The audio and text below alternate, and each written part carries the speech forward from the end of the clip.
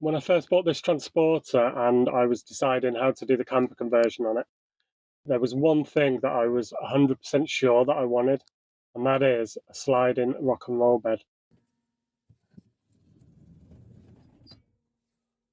So this video, I'm going to show you from the start how I fitted it. It's not easy, way harder than fitting a normal rock and roll bed. I've managed to do this for about 500 quid. That includes the upholstery, the rails, the seat belts, everything. Then I'm going to show you how it works, why it's such a useful thing to have. And there's a couple of bad points to it as well, which I'll go over. This is the rock and roll bed I've got. It's a Reimo Variotech, and it is used. It's come out of an early T5. It was a proper Reimo conversion. It didn't come with the rails. The rails are bonded in, so I couldn't get them out. I've had to order the rails from Reimo. So the bed cost me 250, and then the rails cost me 150. So even though this is a used bed, I am going to be stripping it right down just to the metal framework and then renewing everything else. So hopefully it will be like a brand new bed when I'm done. So the first thing I had to do, and this is the hardest part of it, and that is to get the rails in. So I've put the two rails in the van and I've slid on the bed, and that is just to make sure that it moves freely. Then I'm just going to mark up and drill where I'm going to bolt the rails down to. So I'm drilling these into the cross members in the chassis. So they're not just going into the van floor, they're actually going into the chassis. And then this is hollow chassis sections. I'm going to cut and drop in some metal spacer tubes just to stop the chassis from squashing when I tighten it up. I'm also putting these cross sections in here. They're going to strengthen it up a bit and also going to help keep the rails level because the ribs in the floor van are unequal in height. So underneath the van, I have took, and this is the time-consuming part, I've took all the under trays off, exhaust heat shield. I've not had to drop the fuel tank or anything like that, but it's took quite a while to do that. So now, once I've got all this marked up, I'm going to get it drilled and then start getting them fixed into place.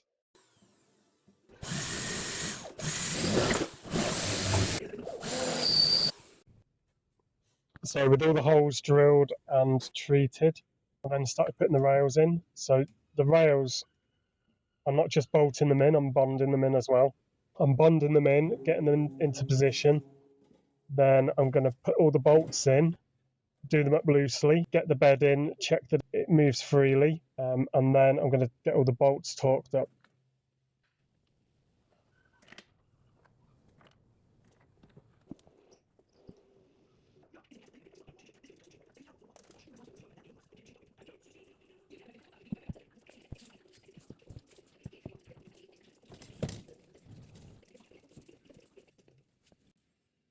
Laying the floor is pretty much the same as you'd lay a normal floor. Put a few battens in. I've insulated it with the 10mm foam, and then put 12mm ply on top of that.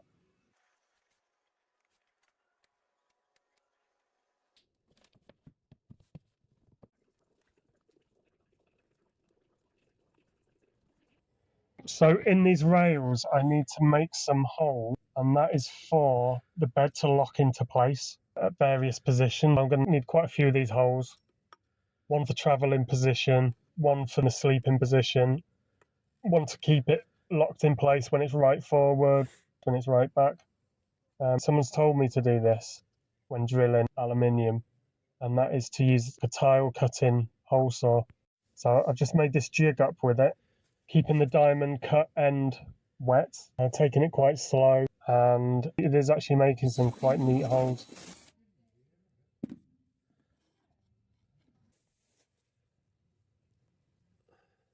So on the actual bed, I'm going to be taking the plastic panels off. I'm going to be covering them in suede lining. This wooden side panel, I'm going to redo that in the same board that I've made the kitchen units out of.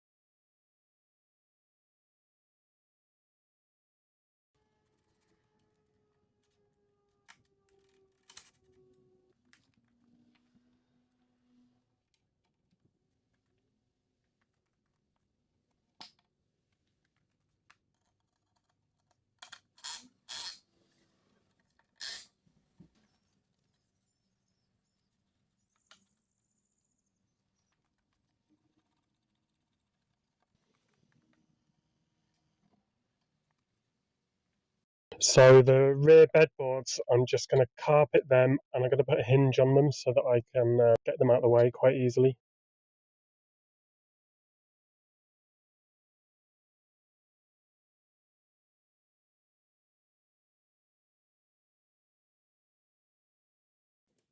So the upholstery for the rock and roll bed is matching the front seats. So I upholstered my front seats. I did a video on that a while ago. Doing the upholstery on the rock and roll bed is really easy compared to doing the front seats, which are quite technical.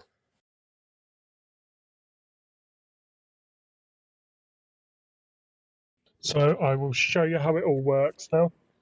I've got these units in. They're not quite finished off. I've still got a few bits to do on there. I've got to sand and oil the worktop. I've got to plumb in a few bits. Also, this upholstery, I've got a hinge on this corner which is interfering with the upholstery. I don't want the hinge on show. I've just got to work out something else to do with it. Also, these seat belts are pulling down the upholstery. I need some sort of guide or support at the top just to stop it doing that. To move the bed, I just pull this handle up and then I can move the bed all the way forward, all the way to the back of the van. Really easy to do. If I pull this handle, I can then lift up the base and then I've got storage under there. Definitely not as much storage as a normal rock and roll bed, but it's still useful. So to get the bed in the sleeping position, I take off the headrests, which takes a few seconds. Then I just lift and pull. Once that's down, then I can just pull one of the backboards down and then put the upholstery in place. And then to put it back into a seat, I just give it a push until it clicks into place. So this is from the back of the van, and I think this is the biggest plus of the sliding bed, and that is the amount of storage that I've got in the back. So if we're going away, I've got awnings, paddle boards, maybe an extra cool box, maybe folding chairs. I've got plenty of space to put all of that. I can put stuff under there. I can put stuff on the top. The kids are not sat up against the back of the van, which I've never been that keen on. And I think surely it must be safer if the kids are in the middle of the van. So these bed boards, I've got them on a hinge, so I can flip this board over and then I've got another lock-in position for the seat there. So I can push the seat back and then just have less storage but more cabin space. So these rear boards are held in, I put this support in there for them. And then on the other side, I've built sort of this small cupboard that's going to have the jack in there and a couple of other roadside bits really. So I can also completely remove the bed as well. So I had to put in these cutaway bits there and then I just lift the bed out. Definitely a two-person lift, it is pretty heavy. But then once that bed's out, I've just got the full length of the van. And I did actually go and pick up some 8x4 sheets of insulation, and I just wouldn't have been able to do that with a normal rock and roll bed in. So another plus of it is with the rock and roll bed push right forward, I can actually get bikes in. I've not driven with the bikes in yet. I did just get them in to check they'd fit. I wouldn't want some sort of support for them, whether to put something in these rails to support them. I'm not sure. I've not worked that out yet. Obviously, I can't have people sitting in these back seats when they're all the way forward, but if it's just me out on my bike or me and one of my daughters, then it's ideal, really. I do have a tow bar mounted bike rack, but it's not my favourite thing to use. I would prefer them in the van. So I've also found out by mistake, actually, if I lift this bottom up and push it till it clicks, it actually holds up in position. I'm thinking maybe I could put a TV that end and I can sit up and watch TV in bed. Not sure whether I'll do that. I tend not to watch TV in the camper van anyway, really. Or maybe if I'm backed onto a beach, I can open the tailgate up, push the seat to the back of the van, and then I can sit there looking out the back of the van. I'm not sure, not worked out how that can be useful, but I'm sure there's possibilities. So bad points of having the sliding bed. First one is getting stuff in these rails. As soon as there's bits in there, the sliding bed doesn't want to move. so I've got to keep them clean all the time. I'm going to try and get some rug or mat about the right size, so hopefully that cures that. Second problem is I couldn't buy kitchen units off the shelf because I wanted everything specific where this door opens so I could still open the doors while the seats are there. Also, you couldn't have a normal fridge in there because it would have been too wide, so I wouldn't have been able to get the sliding bed all the way to the front of the van if I'd have had a normal fridge. So I've had to put a countertop fridge in.